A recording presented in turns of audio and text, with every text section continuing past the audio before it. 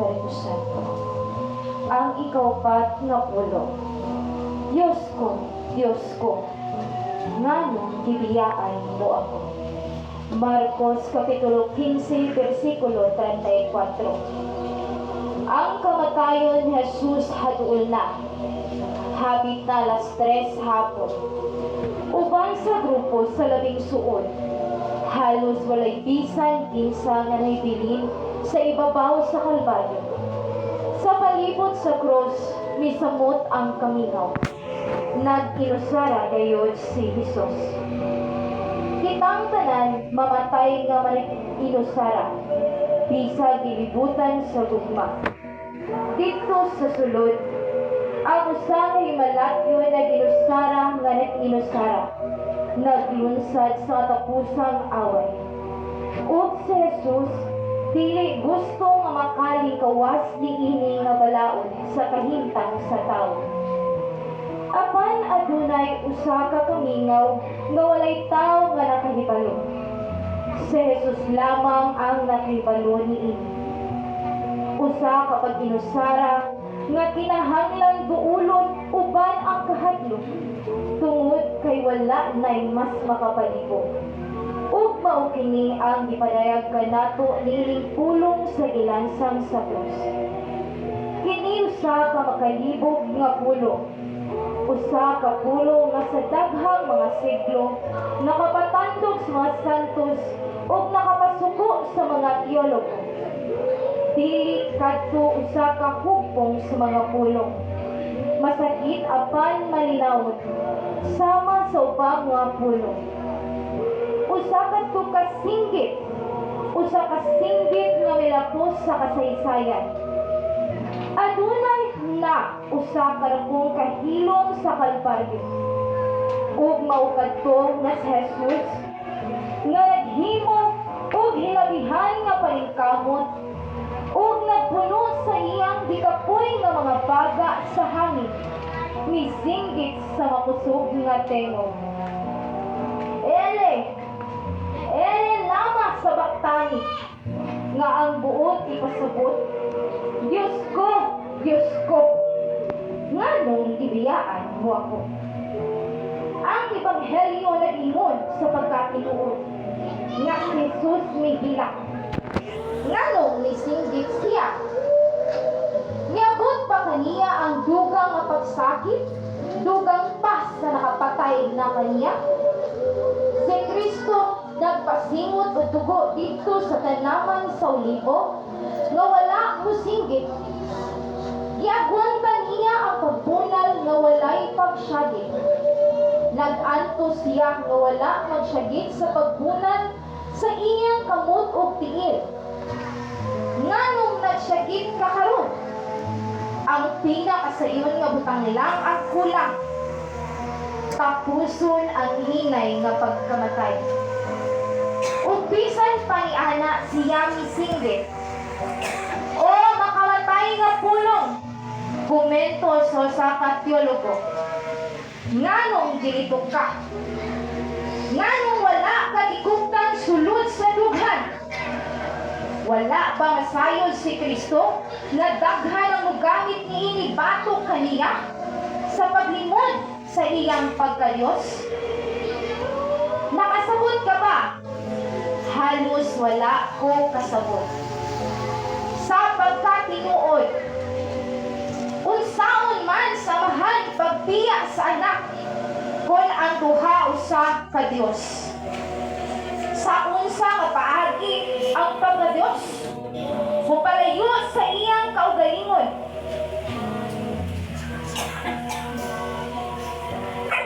Kung kini nahiusa sa katawhan, kadto sa punto na mahimong usa ka binuhat diha kaniya. Magpabilin ba ang anak sa Dios kung wala ang Dios? Kung siya usa na sa amahan. Wala ko kasabot. Apan ko sa Jesus sa ingon nga ang amihan bibiyak kaniya. Tungod kini kay sa pagkatinuod, iyang nasilati ang maong pagbiyak. Sa paagi nga nga dili kayo nato masabtan. Apan iyang nasinati isip tinuod nga gilayway.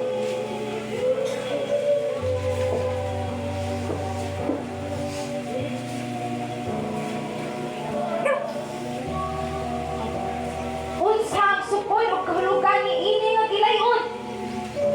Ania ang Yahweh sa pagsabot sa misteryo nga gipadayag na Jesus kanato niini nga pulong. Si Kristo nagtuman sa iyang buhat sa kaluwasan hangtod sa katapusan. Ang kamatuoran sa iyang pagkatao. Nagapanaog kini sa ginatawag ng mga imperno. Apan unsa gipasabot nga imperno? Sa Latin nga Greek, kani atong mas maayo nga gingon. Descended ad inferos.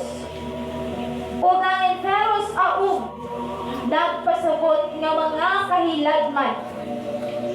Si Jesus ngining katapusa magutlo sa iyang kinabuhi, sa dihang iyang gihikap ang kamatayon. Mikunsad ngadto sa kahilagman, sa kahimtang sa tao nga ingon kini tinuod nga naglungtad. Aron sa pag-angkon sa tanan, ug pun-an ang tanan sa kinabuhi ug pagkabanhaw. Niini nga pagkanaog iyang nasugatan ang tanang kasakit, ang tanang pagtuwi sa orinal nga buhat sa Dios, ug labaw sa tanan ang mga sala sa kalibutan.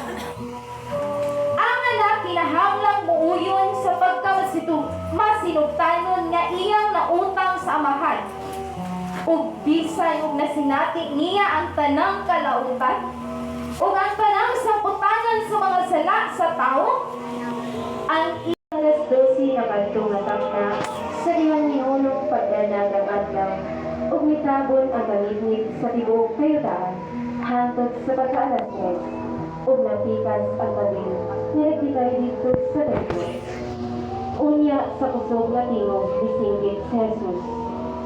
Amahan, itugyan ko sa imong mga kamot ang akong espiritu. Human siya makasulti niini, namatay siya. Ang opisyal na sundalo nakakita sa naitabo o giday niya ang Diyos. Tinuod kayon nga siya maayong tao. Sa dihang nakakita sa naitabo nga nagtabok dito aron sa pagtanaw na mauli silang tanan na nagpamukpok sa ilang mga dughay sa kasubok. Ang tanang kainan ni Jesus, lakip ang mga babae na misunod kaniya gikan sa Galilea, nagpaantaw dito aron pagtanaw sa mga nanghitabo. Ang paglubong kang Jesus. Marcos Kapitulo 15, versikulo 42 hangtod 47. May tao nga ginganlag Jose nga taga Arimatea nga usa ka lungsod sa mga Hudyo. Maayo dito siya nga pagataw kung nagpaabot sa paghari sa Dios. Ug bisan tuod sakop siya sa labang hukmanan sa mga Hudyo, wala siya muuyon sa ilang hukom ug sa ilang gibuhat. Niadto siya ka Pilato ug ipangayo ang lawas ni Jesus. Unya gikuha niya ang paninlawas ni Jesus gikan sa krus ug iputos niya og panakton nga lino ug ibutang sa usa ka lubnganan nga gilungag diha sa pangpang nga bato o usa ka lubnganan wala kayon magamit. Adlaw kadto sa pagpangandam ug hapit na magsugod ang adlaw nga ipapahulay. Ang mga babae nga misunod kay Jesucristo. Kang Jesus gikan sa Galilea, mikuyog kang Jose. Ug nakita nila ang lubnganan ug giunsa pagkahimutang dito ang lawas ni Jesus. Unya na mauli sila ug ilang giandam ang mga kahungod ug mga itidibog sa iyang lawas. Niadtong adlaw nga ipapahulay na mahulay sila, sumala sa disugo sa balaod. Ang pagkabanhaw. Lucas Kapitulo 24, versikulo 1 hangtod 12. maayo sa pagdomingo sa buntag. Niadto sa lubnganan ang mga babae, dala ang mga pahumos nga ilang giandam. Ug nakita nila nga nanigid na ang bato nga giari sa pultahan sa lubnganan. Busa misulod sila, apan wala inahigit ang lawas ni Jesus. Samtang nagbarog sila dito nga nangalibo, may tungod ni ina. Sa kalit mitunghan sa ilang tupad, ang duha ka lalaki nga nagsulog og sulaw nga bisig. Nangalisang pag-ayo ang mga babae ug binubo sila. Samtang mingon kanila ang duha ka lalaki, nganong di pangita man ninyo ang buhi diha sa patay? Wala na siya dinhi, nabanhaw na siya. Hinumdumi ang iyang isulti kaninyo sa dito pa siya sa Galilea. Ang anak sa tao, kinahanglan nga itugyan ngadto sa mga makasasala ug ilang sangsakon, ug unya banhawon sa ikatulog ka adlaw. Unya na hinumduman sa mga babae ang iyang gisulti, na mauli sila ug isugilon nila kining tanan ngadto sa 11 ka mga apostoles ug sa uban. Ang mga babae mao si Maria Magdalena, si Juana, ug si Maria nga inahan ni Santiago. Sinius sila ug ubang mga babae nga kauban nila, nanugilon ni ining mga butana ngadto sa mga apostoles. Apan naguna-una ang mga apostoles nga binuang ang isulti sa mga babae, busa wala sila motuo kanila. Apan mitindog si Pedro ug midagan ngadto sa lubnganan. Milili ug nakita niya ang palaktong nga giputos kay Jesus nga mao na lain ang hibiling Pedro. Unya nakauli siya nga naglibog kung unsa gayud kaha ang nahitabo. Nagpakita si Jesus kang Maria Magdalena. Marcos Kapitulo 16, versikulo 9 hangtod 11. Human mabanhaw si Jesus, sayo sa unang adlaw sa simana, ipakita siya pag-una kang Maria Magdalena. Kani ato, gihingin na ni Jesus ang pito kayawa nga diha sa maong babae. Unya nilakaw si Maria ug ipahibalon niya ang iyang mga kauban nga nagsubok ug naghilak. Sa pagkadungog nila nga si Jesus nabuhi ug nga si Maria nakakita kaniya, wala sila mutuo. Nagpakita si Jesus sa duha niya katinuan. Marcos Kapitulo 16, versikulo 12 hangtod 13. Human niini mipakita si Jesus sa laing paagi, ngadto sa duha sa iyang mga tinunan. Samtang naglakaw sila padulong sa gawas sa syudad. Namalik sila o nanugilon sa uban, apan wala sila tuuhi. Nagpakita si Jesus sa napulog usa kat mga tinunan. Marcos Kapitulo 16, versikulo 14 hangtod 18. Sa katapusan, nipakita si Jesus sa napulog usa ka tinunan samtang nangaon sila. Gisaway niya sila tungod sa ilang pagkulang o pagtuo o pagkagahi o ulo. Kay wala man sila mutuo ni adtong nakita kaniya nga nabanhaw. Niingon siya kanila, panglakaw kamo sa tibuok kalibutan o isangyaw kining maayong balita ngadto sa tanang mga tao. Ang mutuo o magpabunyag maluwas, apan ang dili mutuo silutan. Ug mao kini ang mga timaan nga makatunan sa mga mutuo. Akong ngalan manghingilin silag mga yawa ug manuti silag lain-lain mga sinabihan. Makakupot silag mga halas ug kung makainom og hilom, dili sila maunsa. Itapion nila ang mga kamot sa mga masakiton ug mga ayos sila. Gibayaw si Jesus ngadto sa langit. Marcos Kapitulo 16, versikulo 19 hangtod 20. Human makigsulti kanila ang Ginoong Jesus, Gibayaw siya ngadto sa langit ug milingkod sa tuo sa Dios. Ug nanglakaw ang mga tinunan ug nagsawyaw sa maayong balita sa tanang dapit. Nitabang gayud kanila ang Ginoo ug nagpamatuod sa ilang giwali. Pinaagi sa paghatag kanila og gahom sa pagbuhat ug ginhanan. Nangadto dayon ang mga babaye kang Pedro ug sa iyang mga higala ug mihatag kanila og mubo nga taho sa tanan nga gisulti kanila. Human niini, gipadala ni Jesus ang balaan ug kanunay buhig nga balita sa kaluwasan nga dayon. Gipadala niya kini pinaagi sa iyang mga tinunan, gikan sa silangan ngadto sa kasadpan. Amen. Tay, alang kanato, labi ka makapasubo kaysa pag-antos sa mga desperado. Tungod kay siya lamang ang gihatag,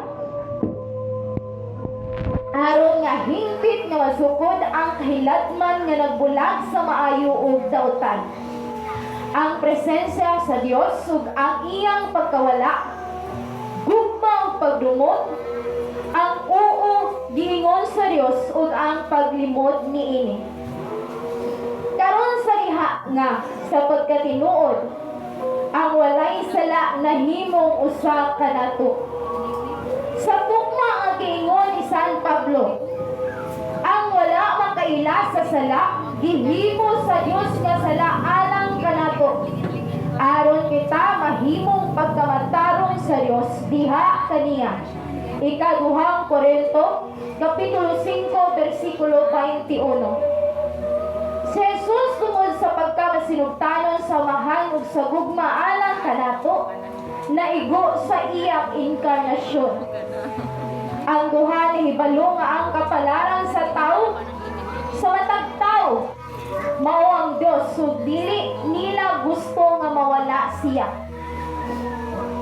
Ug ang anak, aron sa pagbabalik sa tao ngadto sa Dios, mibati ug hilabihan nga nag-inusara, nahimulag gikan sa mahal diha sa kailatman sa iyang kalag. Mauto ni singgit siya. Tungod kay kini nga kasakit, mas grabe pa kay sa tanan nga sa unod sa tingog. Apan ang iyang paghilak dili pagkawalay paglaom. Kini usa kahait nga reklamo, apan mahigugmaon og luwas. Kini mao ang pag-ampo sa pagkatinuod, iyang gikuha ang iyang mga pulong gikan sa Salmo 21 nga maoy sa kasalmo sa paghilak. Oo, apan usab sa paglaom. Diyos ko, nganong gibiyaan mo ako? Mga igsuon, musinggit kita karon kang Hesus sa kahilom sa atong mga kasing-kasing nga mag-ingon. Salamat Ginoo, kay ang imong pagtuaw niabot kanamo karong adlaw. Tulod sa imong espiritu sa among kahiladman. Dad-ang tanan nga imong makit-an dito, lakip ang sala ug ibalik kami sa amahan.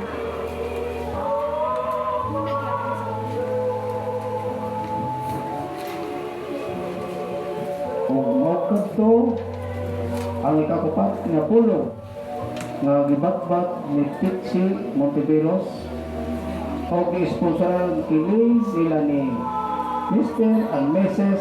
Rickmar and Marilyn Ancero o ni Mrs.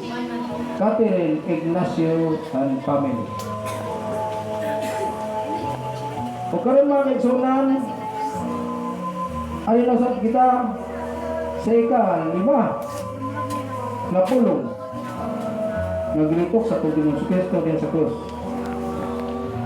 Ang ika-5 nga pulong pagabatbaton kini ni Aileen Salidaga o gi-sponsoran kini nila ni Mr. and Mrs. Jason and Mary Ann Bitoy o ni Mr. and Mrs. Apolinario and Pasita Monteveros and family.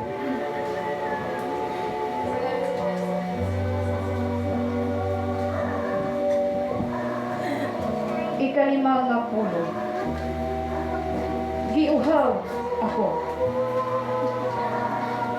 Juan Kapitulo 19, versikulo 28. Kinimaw ang labing radikal nga pulong sa tao nga gilitok ni Jesus dito sa cross. Sa pagkadungog ni ini, ang usa nakasabot nga si Jesus nagpakamatay sa usa ka tinuod nga kamatayon. Nga ang usa sa cross, usa ka tawo ug dili usa ka sutirman nga dili makaila sa kamatayon. Usa ka multo nga dili mubati niini sa tanan nga kabangis niini. Dinhi ang pagkataghanon ni Jesus. Ipadayag ka nato upan sa tanan nga realismo. Ang kauhaw may usa sa labing makinilisan na pagsakit sa gilansang sa krus. Kung mawala ang dugo, ang pagsakit sa kauhaw masinati dayon. Ang tubig nga bahin sa silula sa proporsyon nga kanuman o 70% kung mawala ang dugo. Muagi sa osmosis ngadto sa agos sa dugo aron ma-hydrate ang plasma sa dugo. Kini natural nga nagpatunghay dehydration sa mga tissue ug ang panghitabo sa kauhaw sa dili madugay masinati. Daghan ang dugo nga nawala si Jesus sa Getsemani sa paghampak sa kruna sa mga tunok. Sa dalan paingon sa Kalbaryo nga nagpas-an sa krus o sa paglansang sa krus. Sa ibabaw sa krus, nag-anam siya dugo.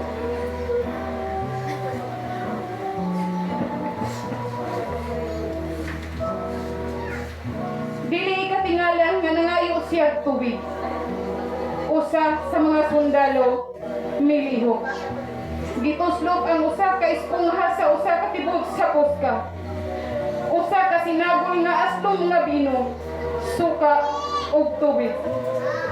Ngailan nabatunan alang sa ilang kaugalingong kahupayan o gidala kini ngadto sa iyang mga nabi. Samtang sa mingon nga nagkatawa. Pasagdi ka na siya. Tan-aw na to kung muanhi pa si Elias aron sa pagluwas kaniya. O sa ingon, ang laing tudling sa salmo natuman. Sa akong kauhaw, gihatagan nila ako og suka nga mainom. Kapitulo 68, versikulo 22. Gipakita ni Jesus ang tanan niyang pagkatawhanon, pinaagi sa pagpakilimos o gamay nga tubig. Sama sa bisang kinsa nga himalatyon nga tao. Apan wala ba usab siya naghisgot bahin sa laing kauhaw? Uhaw sa gugma, kauhaw sa pagsabot, kauhaw sa kaluwasan. Dili ba kini ang kauhaw sa hustisya nga iyang gipasabot mismo sa mga kabulahanan? Mateo, Kapitulo 5, versikulo 6. Sa usa ka bagay, si Jesus nakasinati nining higayuna. Sulod sa iyang gikapoy nga kasing-kasing. Ang drama sa pagtanaw sa iyang kanyag sa kaluwasan nga gisalikway. Sa pagkahibaludaan nga alang sa kadaghanan. Kining tanan nga kasakit mahimong walay pulos. Gusto unta niya nga madani ang tanan ngadto sa iyang kaugalingon. Sumala sa iyang giingon. Juan, Kapitulo 12, versikulo 32. Apan daghan ang muagi sa iyang atubangan nga wala makaamgo nga ang nangayong karon og gamay nga tubig alang sa tanan ang tinugdan sa tubig. Pag kinabuhi nga kinimulugso ngadto sa kinabuhing dayon. Juan Kapitulo 7, versikulo 37. Atong tan-awon siya, mga igsuon, dito sa krus, atong ihatag kaniya ang katagbawan sa buhat sa pagtuo alang sa tanan nga nagtamay kaniya ug nangayo kaniya og buhi nga tubig alang sa tanan.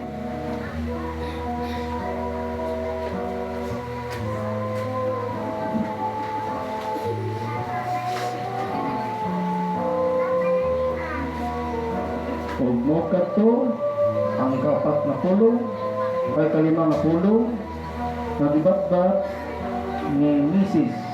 Eileen Salitaga.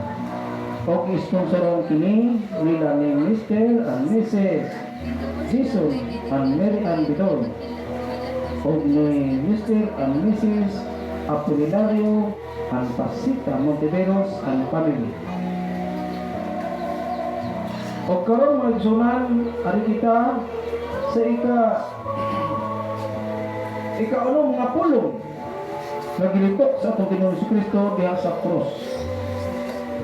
Ang ika-ulong nga pulong pagkabatbatson kini ni Mr. Jason Bitoy o gi-sponsoran kini ni Mr. and Mrs. Rolando and Gingging Pilayo o kinubanan ni Mr. and Mrs. Renante Locchi and family. Isa yung may bisa doon. Ang katunas ko sa schedule. Ang ikaulong nga pulong ni Kristo mao ang singgit sa nanaw sa maradagan nga nakapot sa tumo. O siya anong anak nga natuman sa kabubuton sa mahan. Isulti niya kini sa kadaghan nga higayon. Ako nananaog gikan sa langit aron sa pagbuhat dili sa akong kaugalingong kabubuton, kundi sa iya nga nagpadala kanako. Ang akong pagkaon mao ang pagbuhat sa kabubuton sa nagpadala kanako o ang pagbuhat sa iyang puluhaton. Ang Diyos mao ang buhi nga Diyos. Kini mao ang kinabuhi o tighatag sa kinabuhi. Ang Diyos mao ang naghatag sa iyang kaugalingon sa pagdala sa pagkatao sa Eucharistiyas o haupnganan sa langit sa tibuok niyang kinabuhi si Jesus, ang anak sa Diyos naghimong tao. Nipadayag kaniya kanato og busa pinaagi sa tawhanong mga pulong. Iyang gitawag siya nga Amahan. Pinaagi sa pag-angkon sa atong pagkatawhanon sa iyang Diyosnong persona. Ipaila-ila kita niya sa iyang pagka-Diyos. Mismong Trinidad sa Diyos o giingnan tangak tagon siyang Amahan. Karon si Jesus diabot na sa ganghaan sa kamatayon. Dili kay gusto sa Diyos ang kamatayon o kinahanglan ang kamatayon. Ug mas dili kaayo dugon ni ang kamatayon sa iyang anak, ang maayong Jesus. Ni ang kamatayon ni bisag kinsa. Si Jesus ipatay sa iyang mga kaaway. Ang mga kaaway sa Diyos ingon nga iyang ipadayag kini sa iyang mga pulong ug sa iyang kinabuhi. Wala sila mudawat sa usa ka Diyos nga suod kaayo. Tawhanon kaayo mo ang Amahan. Ni sila midawat nga siya iyang anak ug ang iyang kitang gihimong mga anak sa kahilagman masayon nga adunay usa ka halayo ug halangdong nga Dios kang kinsa ang mga sakripisyo gihalad og mahupay ug kalmado kaysa adunay usa ka Dios nga duol kanato sa kang kinsang presensya kita napuyo ug kang kinsa kitang kinahanglan kanunay nga maghimutan. Mao ang kadtong nagsalikway niini nga napadayag gikan sa Dios, nagpatay kang Hesus tigpadayag, tinumlo nagbitay sa kahoy. Matod sa iyang kasulatan, ug aron walay motuok kaniya. Karon hapit na mamatay. Niini kaunom nga pulong si Jesus ang katapusan o definitibo nga pulong sa Dios sa kalibutan. Makaingon ang tanan na humana, ang tanan mga panagnak na itungod kaniya na humana, ang natuman apan labaw sa kanat sa tanan.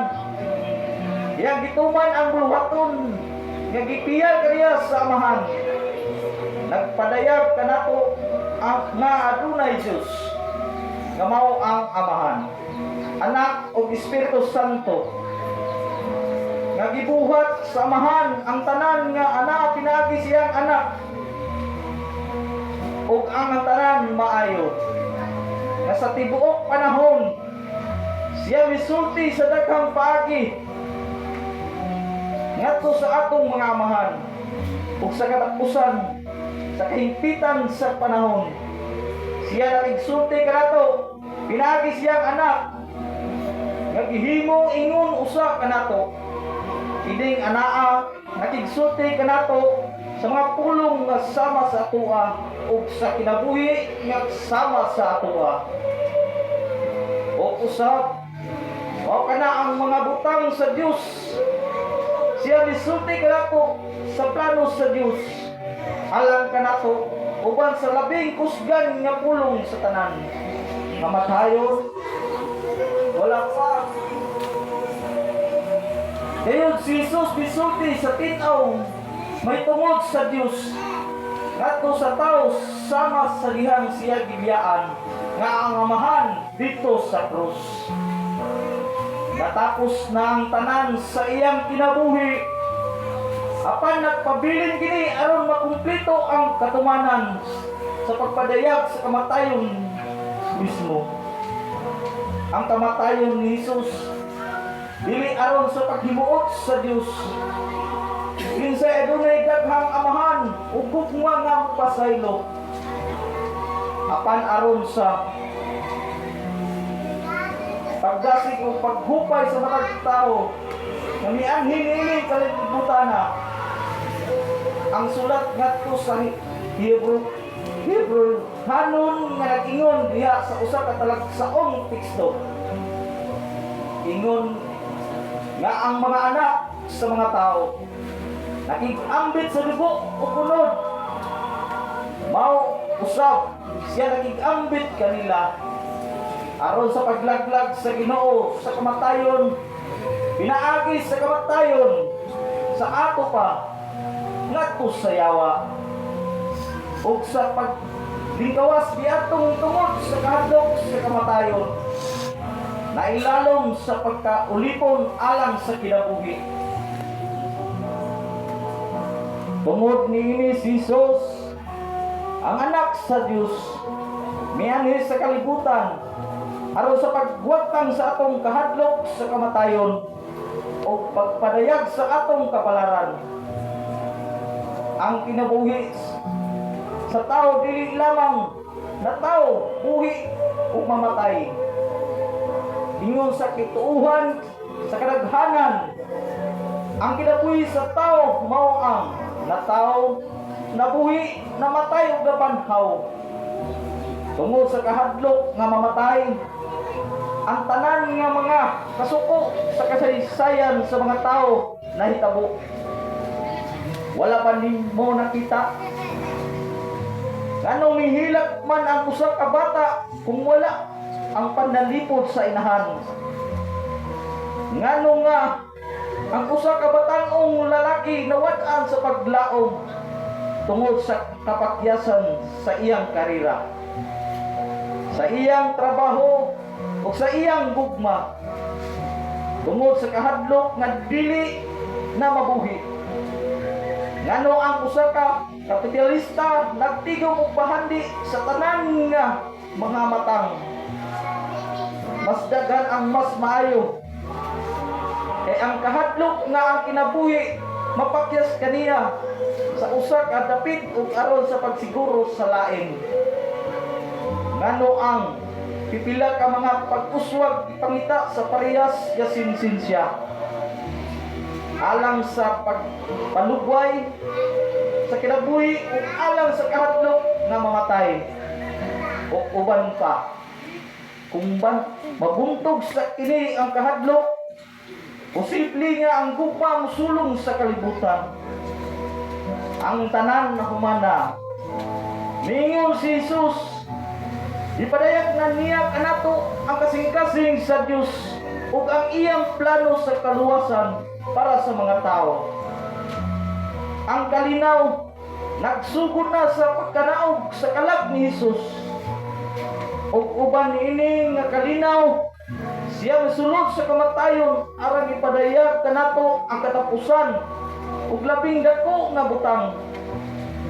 Ang pagkabanhaw nga dili ang pagbalik dinhi nga kinabuhi kundi ang pagsulod ngadto sa kahimpitan sa kinabuhi diya sa Dios alang sa kahangturan.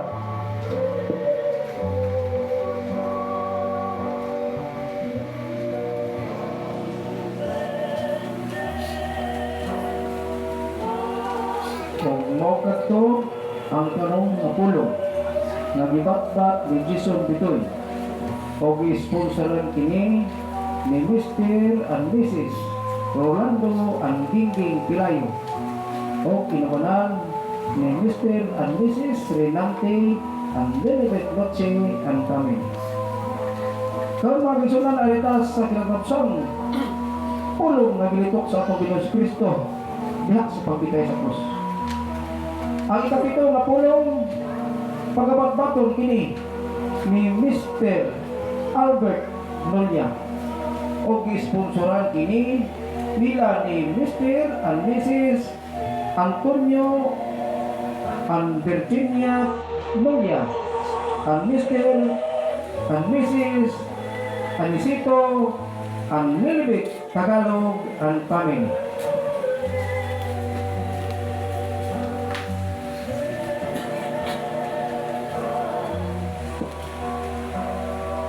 Sa dalan sa Anak sa Anak ug sa Espiritu Santo. Amen. Sa imong mga kamot, itugyan ko ang akong Espiritu. Lucas 4:10, versikulo 4. Kini ang katapusang pulong ni Jesus, ang pinakahumok, pinakatagis nga pulong nga matudlo unta niya kanato sa takna sa kamatayon. Ang taon hadlok sa kamatayon ug mao nga iyang gibugol ang iyang kinabuhi sa pagdagan ikan ini. Bisan pa alang sa mga nagtuo sa Dios, alang sa mga namalandong o naminaw sa pagkamatay ni Jesus. Ang pagkamatay dili makapasubo, dili paglukso sa kauang, may pagsulod sa usa ka gabi nga walay katapusan. Ang mga tao nagtuo nga kita mamatay, na mawala ang atong kinabuhi, o ang tinuod nga mahitabo, mo ang mahitabo kang Jesus, na atong ibutang ang atong mga ulo sa ilang dapit sa mga kamot sa amahan. Si Eugenie Evtushenko, Russian Orthodox, nga magabalak mingon, sa iha ng usa ka tawo mamatay, ang Diyos bago lang nagmasa sa iyang paglungtad alang sa kangturan o sa mga kamot sa Diyos o sa kagutlo sa kinabuhi. Walay mawala sa kamot sa Diyos, ilabi na human sa kamatayon ni Jesus. Si Jesus namatay nga malinawon. Ihilik ang imong ulo sa mga kamot sa amahan o ihatag sa mga tao ang imong espiritu. Ingon ini ang nakita ni San Juan. Kini nga espiritu ni Jesus magpadayon sa iyang buhaton sa paglabay sa panahon. Maghimo sa tanan nga bago. Ang relasyon sa Dios bago. Isip mga anak sa anak. Bagong pagsimba o pag-ampo. Dili sa kasakit, kundi sa paggay. ang tibuok kinabuhi bago nagtukod sa iyang ginharian diha sa gugma. Ang kamatayon bago isabot nga dili ang katapusan kundi ang duyan sa kinabuhi na walay katapusan. Amahan, gusto ni Jesus nga tapuson ang iyang kinabuhi sa paglitok sa pag-usap sa pulong na labing mahal sa iyang kasing-kasing. Ang pulong nga natingog sa iyang mensahe sa kalibutan. Aba, Amahan, tungod kay ang Diyos samahan, iyang pahinuod ang iyang kaugalingon sa pagkaamahan. Siya lamang ang Amahan, labaw sa tanang Amahan. Anian na kung pagpalayag ni Jesus, ang Diyos kanunay nga Amahan. Apan tungod kay si Jesus nagtawag kaniya nga sa pagkinabuhi sa atong kinabuhi o sa pagkamatay sa atong kamatay. Kita mas nahibalo. Mao nga niabot siya sa kalibutan. Walay pagsupak batok sa pagkaanaa o pagkamayo sa Diyos nga nagtanaw kung giun sa pagkinabuhi ni Jesus o ngayon sa siya pagkamatay. Mao nga ang anak sa Diyos mianhi sa kalibutan. Aron walay bisan kinsa na mubati gagawa sa pagkaamahan sa Diyos. Walay usa ni sa kalipay, ni sa kasakit, ni sa kinabuhi o sa kamatay. Buha kining pagpaliyag sa Diyos isip Amahan o walay mahibilin sa Ebanghelyo. Isulog kini ug ang tibok evangelikal nga mensahe makabaton sa kahulugan ni dugang ba buha ang pagpaliyag sa Diyos ingon nga Amahan ug ang tanan nga kinabuhi nahulog sa kabuan. Isulog kini ug ang tibok kinabuhi lakip ang katapusan gudto nga gitawag nato kamatayon himuong awit sa pagpaday alang sa gugma sa Dios.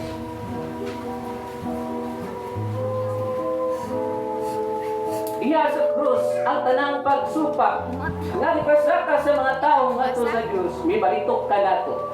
Diha sa krus atong nabuhan na sa pagkatinuod ang atong mga pagripildi batok sa Dios tungod sa pagkaanaa sa kadautan o kamatayon.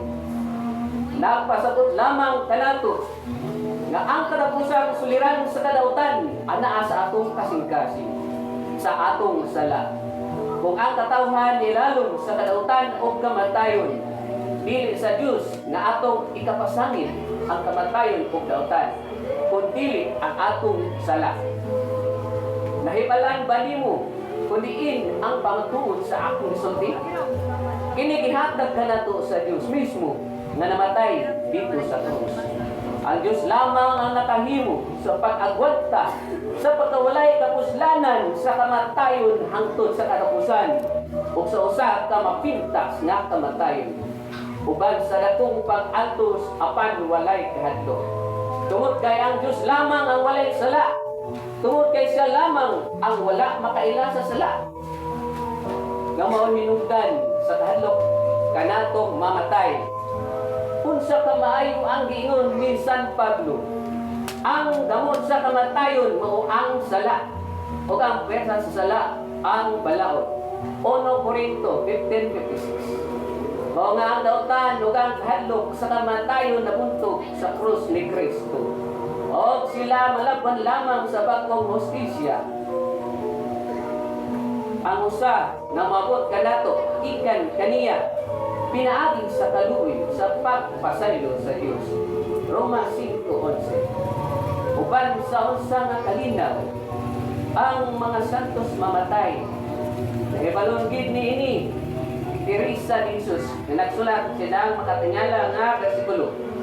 Nagkabuhi ako nga wala nagakabuhi sa akong kagalingon. Siya nagalawang ako sing mataas nga kabuhi. Nga mapatay ako, bangon, wala akong mapatay.